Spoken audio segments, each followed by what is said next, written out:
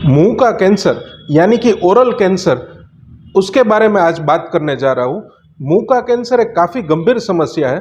Corona तो फिर भी एक पेंडेमिक के तौर पे नया है, लेकिन मुंह के कैंसर के हिसाब से काफी लोग पूरे इंडिया में अपनी जान गंवाते रहते हैं। तो आज के वीडियो में खास करके हम अवेयरनेस के लिए बात करेंगे। इस वीडियो का मेन पर्पज है आपका ओरल हेल्थ को अवेयर करना, कि जिससे हम कैंसर के केस को आगे जाके कम कर सके और काफी सारे लोगों को उससे कैंसर से बचने में आसानी हो। तो फ्रेंड्स, आज के वीडियो में मैं बात करूंगा ओरल कैंसर क्या होता है, उसके लक्षण क्या होते हैं, कौन से वो रिस्क फैक्टर है जिसकी मदद से ओरल कैंसर बहुत ज्यादा मात्रा में पाया जाता है, उसका डायग्नोसिस और ट्रीटमेंट क्या होता है, और सबसे महत्वपूर्ण कि प्रिवेंशन यानी कि ओरल कैंसर के बचाव के लिए हम क्या कर सकते हैं। तो फ्रेंड्स, मैं डॉक्टर मितुल सोजित्रा, अगर चैनल में नए हैं तो सब्सक्राइब जरूर करिए। एंड चलो करते हैं शुरुआत। सबसे पहले समझते हैं कि ओरल कैंसर या तो फिर कैंसर क्या होता है। तो फ्रेंड्स, किसी भी बॉडी के पार्ट में जब अपनी कोशिकाओं का अनकंट्रोल्ड ग्रोथ होता है तो उससे हम कैंसर बोलते हैं। जैसे कि ये फोटो में अगर हम समझे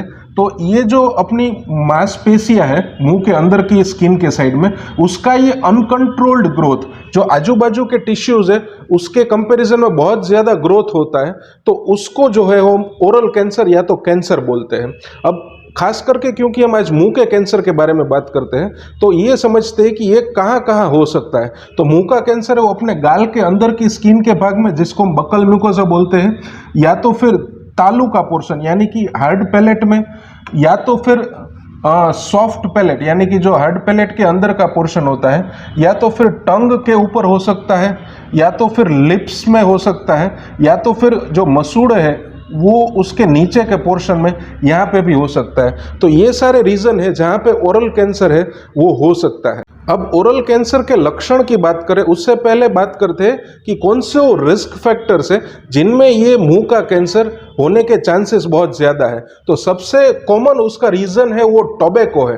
टोबैको यानी पान चबाना, या तो तंबाकू चबाना, या तो पान मसाला, या तो खैनी, वो सब जो कंज्यूम करते हैं। इंडिया में काफ़ी सारे लोग ऐसे हैं कि जिनको इनकी हैबिट है, तो उनको ओरल कैंसर होने का रिस्क बहुत ज़्यादा है, सबसे ज़्यादा है। या तो फिर दूसरा रिस्क फैक्टर है स्मोकिंग, यानी कि किसी को सिगरेट पीने की आदत है तो उसमें भी टोबैको के कंटेंट के हिसाब से कैंसर हो सकता है। जो लोगों को अल्कोहल यूज़ करने की आदत है उनमें ये समस्या होने के चांसेस बहुत ज़्यादा है। या तो किसी को ह्यूमन पेपिलोमा वायरस, ये एक प्रकार का वायरस है कि जिसका इन्फेक्शन हो तो उसमें ओरल कैंसर होने के चांसेस ज्यादा है।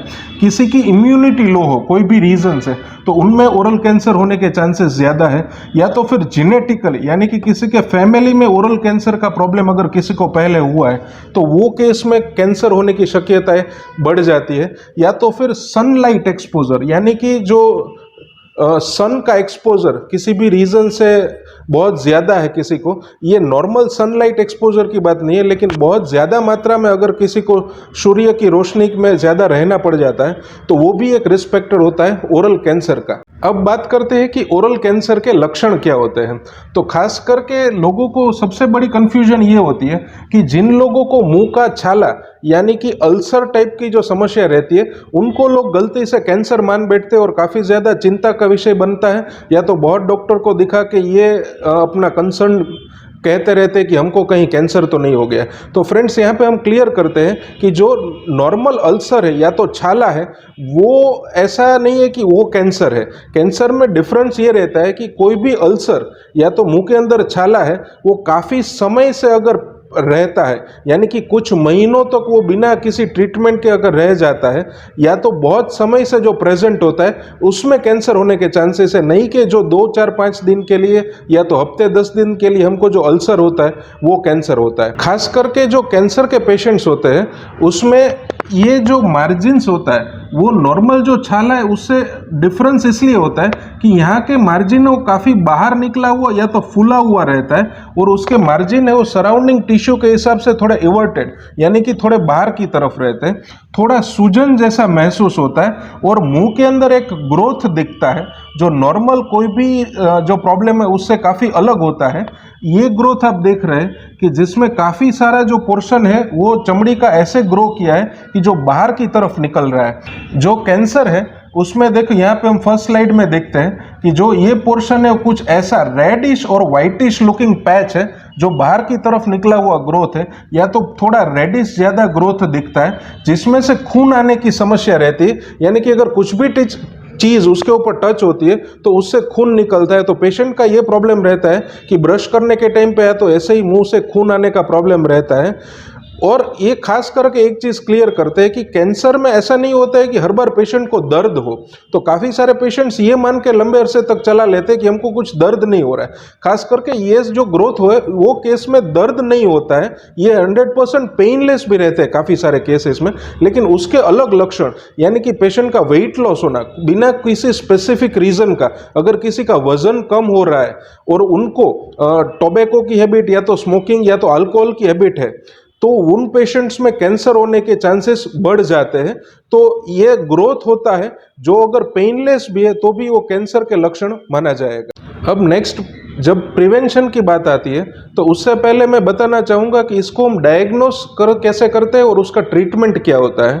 तो कैंसर के पेशेंट्स जब ओरल हेल्थ चेकअप अपने डेंटल सर्जन या तो ओरल सर्जन के पास कराते हैं तो हम लोग पूरा मुंह के अंदर के हर एक पार्ट को अच्छे से स्क्रीन करते हैं, अच्छे से चेकअप करके एग्जामाइन करते हैं, और कहीं पे भी ऐसा ग्रोथ दिख रहा है तो उसको हम फिर से इन्वेस्टिगेट करते हैं, रेडियोग्राफिक एग्जामिनेशन यानी सीटी स्कैन वगैरह, या तो फिर उसका बायोप्सी का सैंपल लेते हैं। तो उसकी मदद से हम डायग्नोस करके कंफर्म करते हैं कि ओरल कैंसर की समस्या है या नहीं है।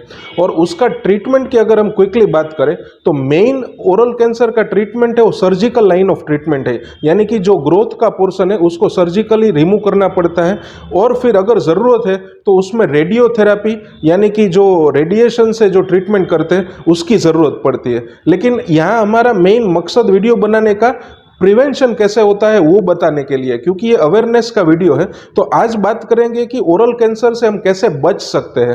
तो फ्रेंड्स, सबसे पहले ओरल कैंसर से बचने के लिए जो रिस्क फैक्टर्स है, यानी कि जो टोबैको की हैबिट या तो स्मोकिंग की हैबिट है किसी को, तो वो पूरी तरह से छोड़नी पड़ती है, क्योंकि कोई भी रिस्क फैक्टर अगर मौजूद है तो अपने आप हमारे चांसेस ओरल कैंसर होने के बढ़ जाते हैं। तो खास करके स्मोकिंग या तो टोबैको यूज़ बंद करें। अगर किसी को अल्कोहल का सेवन करने की अगर हैबिट है तो उसको हमको छोड़ना पड़ेगा।